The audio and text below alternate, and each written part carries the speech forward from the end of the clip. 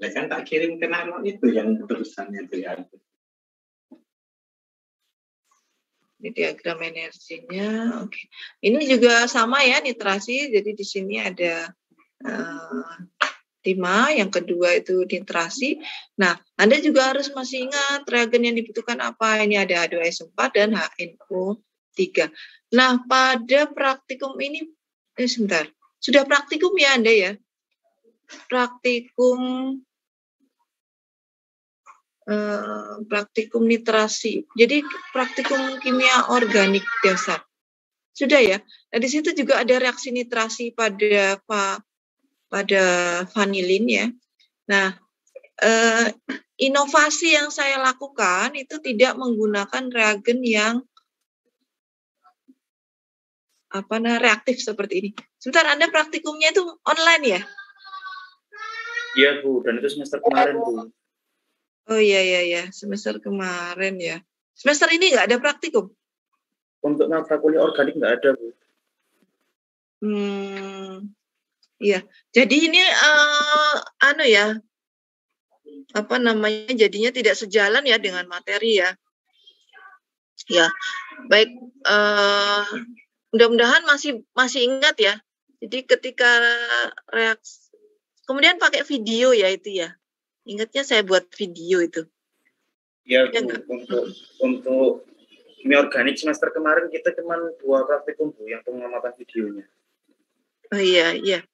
Iya, memang semester kemarin itu ya cuma 2 karena mendadak ya itu membuat videonya ini ya. Jadi ini planningnya memang belum siap ya waktu itu ketika kita harus mengalihkan kegiatan praktikum dengan pembuatan video. Nah, jika masih ingat itu karena saya ya yang buat juga videonya itu juga terjadi reaksi nitrasi, tetapi nitrasinya saya ganti reagennya tidak menggunakan H2SO4 dan HNO3. Memang sebenarnya yang umum ya untuk memasukkan gugus nitro pada dalam cincin benzen itu kita pakai reagen ini. Tapi ini adalah reagen-reagen yang sangat reaktif. Sehingga kalau Anda mau memang paling cepat itu nanti gugus nitro masuk ke dalam cincin benzen kalau pakai H2SO4 dan HNO3 itu akan cepat masuk ya. Jadi kita bisa bahkan memasukkan 3 gugus nitro. Hingga nanti yang Anda kenal jadi apa tuh? Senyawa apa? Kalau 3 nitro masuk. Ini pertama ya. Kemudian nanti gugus nitro itu merupakan gugus pengarah meta. Jadi nanti kalau kita reaksikan lagi reaksi nitrasi, maka nanti nitronya nempel di sini. Kemudian kita reaksikan lagi, nanti nempel di sini. Ini jadi senyawa apa ini? Ada yang tahu? Ada yang tahu? Ini namanya apa? Coba diberi nama.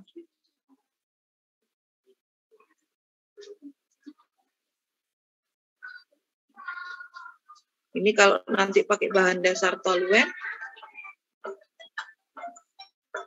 ini yang kita kenal dengan nama apa?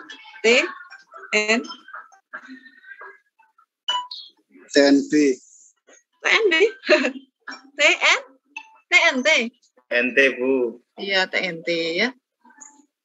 TNT trinitrotoluen. Nah ini kan bahaya sekali. Ini merupakan bahan peledak.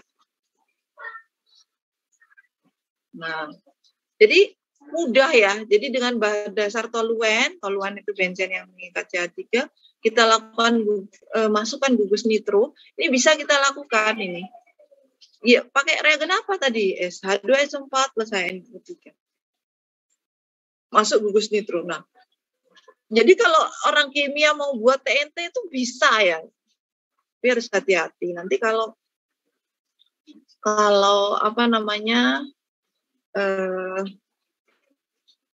tidak hati-hati, maka nanti malah mencelakai diri sendiri. Nah, oleh karena itu ketika praktikum, saya mencoba ya menggunakan reagen yang lain, menggunakan asam yang lebih lemah, asam yang lebih tidak berbahaya, pakai asam asetat.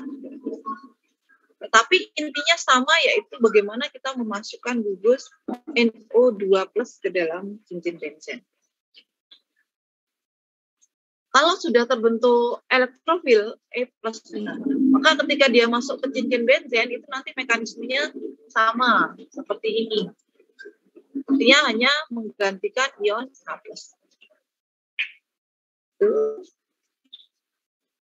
Nah, yang ketiga ini karena mengulas saja ya, jadi ingat-ingat lagi, ini memasukkan gugus sulfonasi. Jadi yang intinya yang perlu Anda ingat, apa sih reagen yang diperlukan sehingga nanti kita peroleh nukleofilnya, elektrofilnya. Suara saya masih bisa terdengar nggak? Ini saingan sama hujan. Terdengar, Bu. Alhamdulillah. Hujannya semakin deras ini. Mudah-mudahan nggak membuat Anda narik selimut ya. Enggak, Bu, enggak kedengaran kalau hujan, Bu. Kalau Ibu nggak bilang, kita nggak tahu kalau hujan, Bu. Oh gitu ya. Tempat Anda nggak hujan, dong? Mendung tau, Bu, tapi nggak hujan. Oke, ini di sini hujan terus ya, Jogja ya. Baik, nah ini yang reaksi yang tadi sudah disebutkan teman Anda ya. Ini Friedel-Crafts itu ada dua yang familiar, alkilasi dan asilasi. Alkilasi berarti memasukkan gugus alkil. Alkil itu R ya. Alkil dengan suatu asam lewis LCl3. LCl3 ini gunanya nanti untuk mengambil gugus Cl dari reagen alkil halida yang digunakan. Jadi pakainya kalau misalnya mau memasukkan metil, gugus metil, maka kita pakai metil klorida. Jadi alkil halida yang kita pakai CH3Cl. Nanti asam lewisnya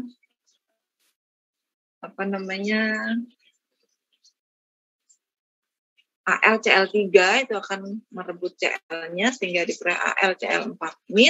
Nah, nanti alkilnya jadi R+. Nah, R+ inilah yang nanti akan masuk ke dalam cincin benzen. Kalau mau memasukkan alkil, pakai alkil halida. Nah, kalau mau memasukkan gugus asil itu ini, yang ini. Mana asil? Nah, ini asil ya. RCO, ada gugus karbonil.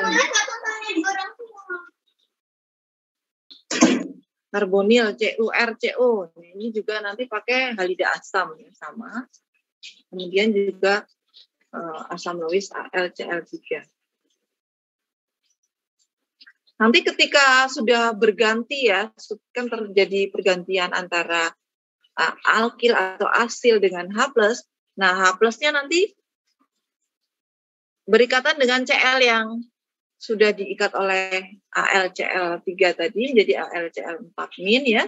Kemudian ada H+, nanti maka kembali menjadi AlCl3 dan HCl. Jadi memang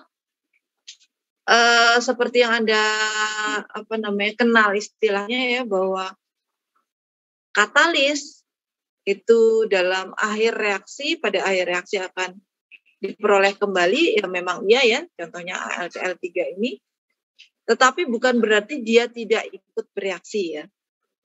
Jadi dalam prosesnya itu katalis itu berperan atau terlibat dalam mekanisme reaksi, dan di akhir reaksi memang dapat diperoleh kembali AlCl3. Ya, itu. Nah, sekarang nanti kita terapkan bagaimana dalam sintesis senyawa organik. Tadi reaksi pada benzena ya. Nah, sekarang yang kedua, bagaimana jika kita harus melakukan IGF atau perubahan